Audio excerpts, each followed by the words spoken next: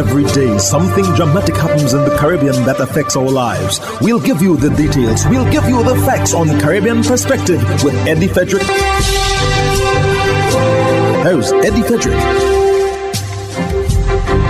Welcome to Caribbean Perspective. So glad you can join us. The story that dominates in today's edition for Friday, 5th December 2025, and brought to you in association with our friends at Antillean Group. Election of Guyana's opposition leader to be delayed in light of extradition hearings against the likely candidate. Details after this important message. Believe in our strength, we'll stand by you. Protection from all, perils big and small. Reassurance we give, it's so clear to see. Peace of mind, that's our service guarantee.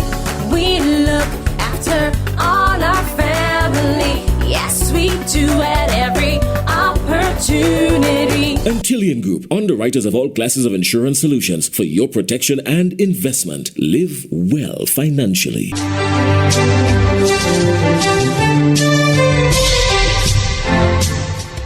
Welcome back. Government appears to have finally responded to the question dominating national political discourse in Guyana. Will Azziruddin Mohammed, leader of the largest opposition bloc in parliament, be elected as the substantive leader of the opposition? According to Attorney General and Minister of Legal Affairs Anil Nandlal, the answer is not anytime soon. Marvin Cato of HGP Nightly News reports. Holding the post of opposition, a fugitive offender.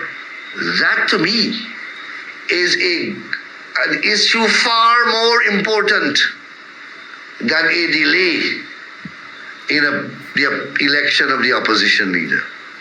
That was Attorney General Anil Nandlal answering the burning question on everyone's lips. When will the leader of the opposition be duly appointed?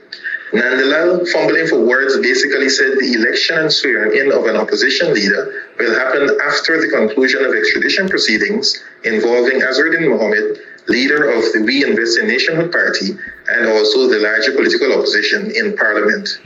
Mohammed and his father, Nazar Mohammed, who were fighting an extradition request, were indicted in a U.S. court on 11 criminal charges ranging from wire fraud, mail fraud, and money laundering.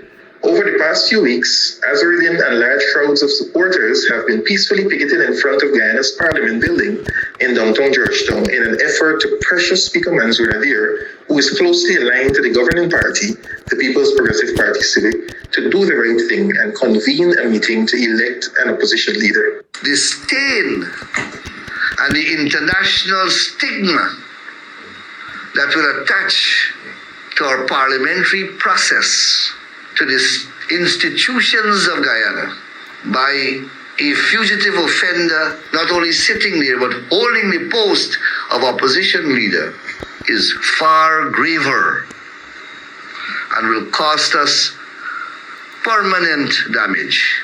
Over a month ago to the day, the 65 members of Parliament took the oath of office, which signaled the commencement of the people's business in the House.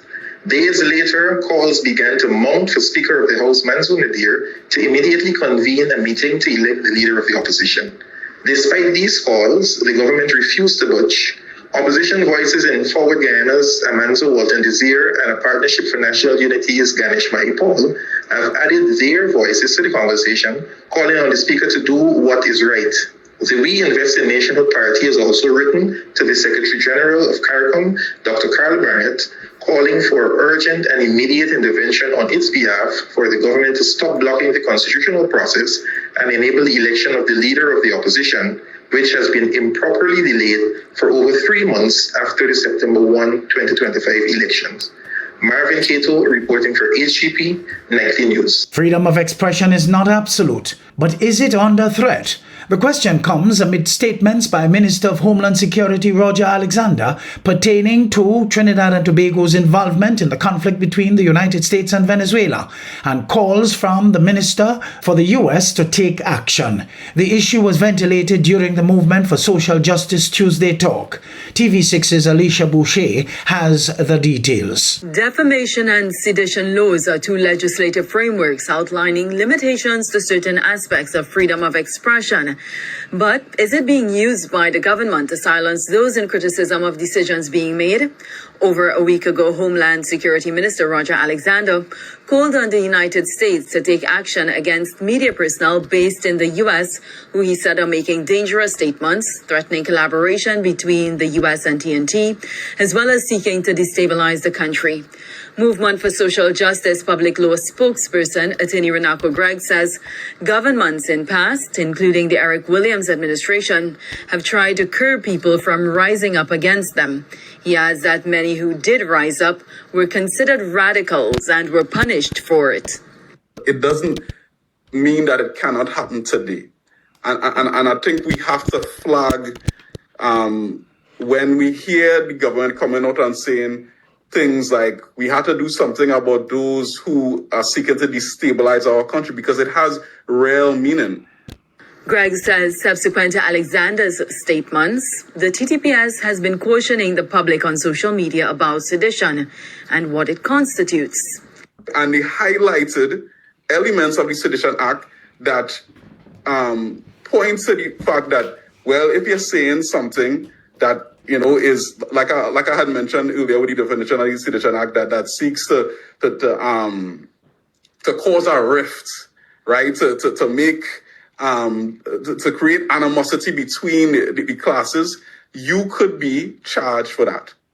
The attorney says the threat is serious enough to make some people refrain from expressing their opinions, and he refers to it as, quote unquote, a way to keep people in place. And yes, we do not, wouldn't condone or say that it's okay. You could say anything, even if it means threatening a politician or whomever. We have to be wary of that slippery slope between you saying that you know this is a threat towards this person, and you just prevented somebody from expressing legitimate criticism of the government. Meanwhile, MSJ leader David Abdullah cites what he believes is the unequal and convenient application of the sedition law. The bloggers who and people on social media who constantly put up very dangerous, really hateful racial slurs, right? Whether it is attacking African or Indian, it goes both ways, which are really meant to stir up racial, in some cases religious hatred against a particular group. But I've never seen any police investigation or charges against those people. The MSJ is calling for it to be addressed from all fronts, including the TTPS and the heads of political parties. Alicia Boucher, TV6 News.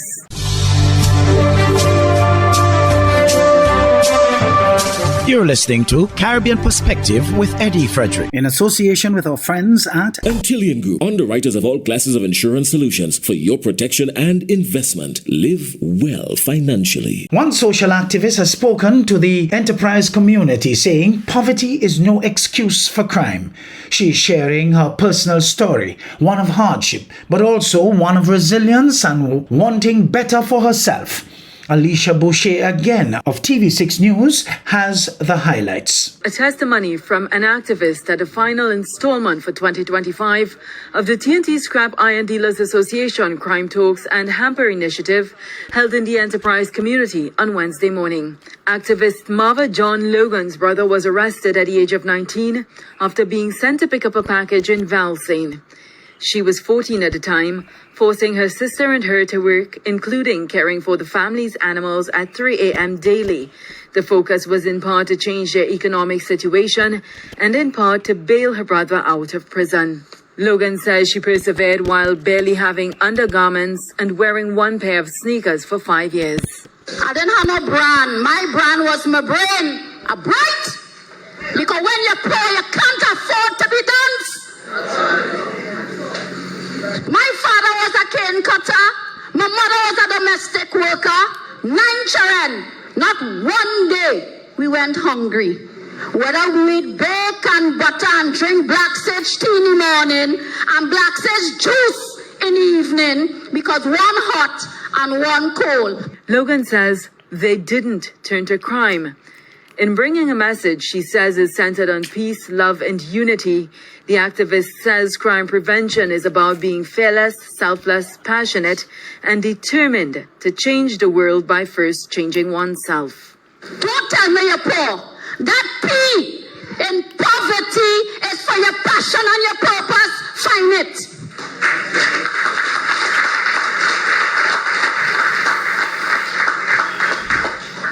You see that R where we like to say we poor and we shame? Remember my brother still in prison?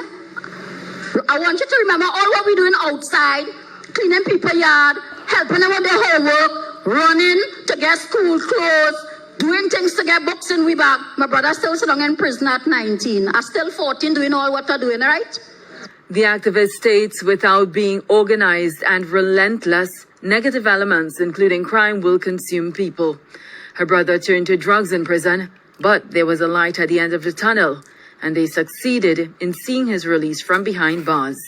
Today, my brother is a mentor for AA, traveling all over Trinidad and Tobago and telling people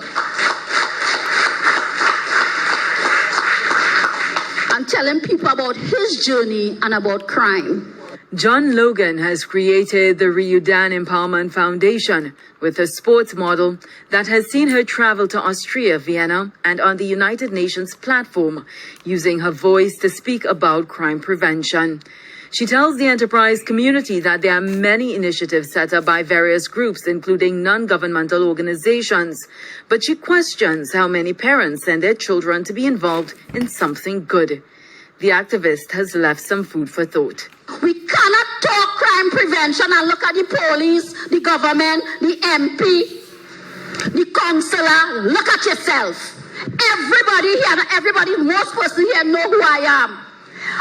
Every single person here knows somebody involved in crime, but we don't see, we don't hear, we deaf and we dumb, and we take what to bring for us. Alicia Boucher, TV6 News. Still from Trinidad and Tobago, leader of opposition business in the Senate, Dr. Amory Brown, is speaking out after he and his family were threatened online. Brown is pointing fingers at a UNC supporter and is urging public officials, including the Prime Minister, to curb reckless rhetoric that fuels division and hatred. Urvashi Tiwari Rupnarayan of TV6 News reports. Recounting the online threats leveled against him, leader of opposition business in the Senate, Dr. Amory Brown, alleges the person responsible is a supporter of the UNC. Both myself and my family received direct death threats from one of the UNC's fanatical supporters. It's been reported in the media. And incidentally, that individual, I understand, is employed in a government division. When asked if he was satisfied with the police's swift action in apprehending and charging the suspect, Brown says his concern runs deeper. I don't know if the question is whether I'm satisfied with the police action. The fact is that it's in the public domain that charges have been brought. I said right at the beginning that let the law take its course. And my bigger concern is to be frank with you, my bigger concern is the politics of hate and division and a narrative that is being advanced. Some of it seems to be imported from abroad, which is serving to polarize the society and possibly radicalize individuals even more than before. He said state authorities have a duty to moderate their statements and promote unity. Some of our public officials, and I really want to say the Prime Minister specifically, has a responsibility to moderate her language. There were examples given by MP Imbert and others, and myself during this media conference, where the Prime Minister seems to be going down a road of very reckless rhetoric, aggressive language, wild accusations without substance. Brown singled out the Prime Minister for her role in fueling polarization. The Prime Minister has been negligent in that regard, and from some of her output has been, in my view, feeding this polarization within the society. That's not what she promised us when she was sworn in. No one would love Trinidad and Tobago like she's gone very far from that now. And, well, a word to the wise.